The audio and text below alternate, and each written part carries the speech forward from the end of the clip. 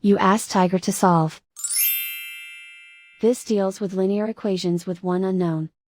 The final result is a equals -3/7. Let's solve it step by step. Group all constants on the right side of the equation. Subtract 2 from both sides.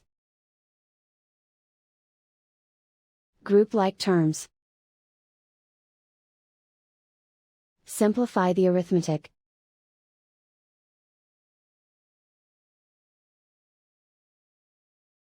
Isolate the a. Divide both sides by -7. Cancel out the negatives.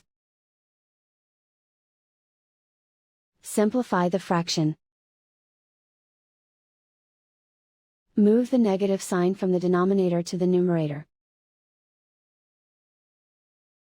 And so the final result is a equals -3/7.